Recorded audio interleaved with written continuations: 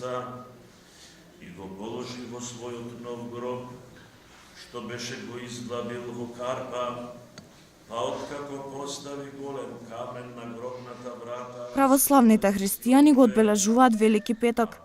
Храмовите од раните утрински часови се полнат. Архиепископот Охридски и Македонски господин Стефан одржа литургија во Светиот храм на Свети Петка.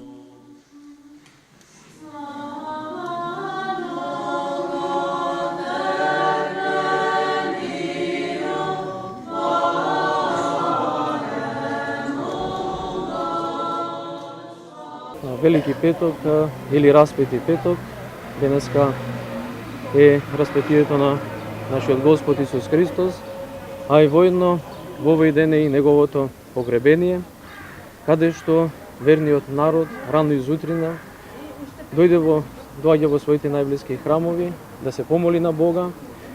Кај нас постои и тоа каде што се изнесува гробот Господов, сите оние кои што ќе дојдат во храмот да се поклонат на неговото тело, да се помолат за здравје на најблиските, на пријателите и слично.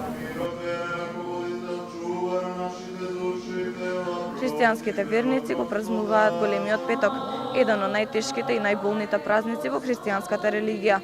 Огромен број на луѓе се појави на литургијата, која одново не потсети на вистинските вредности.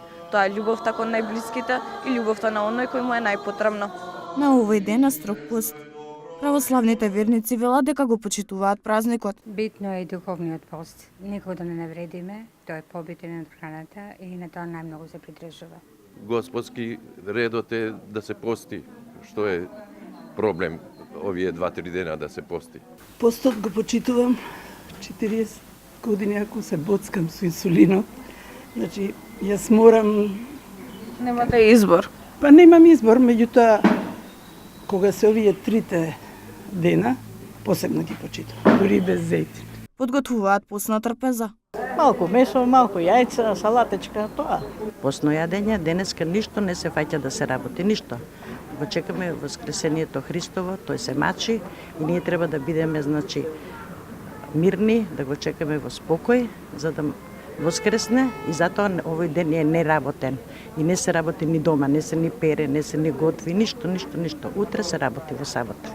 Се што посакуваат моите домашни, бидејќи не сакаат младите многу јагнешко, па може да биде свинско печено, јајцата се секако.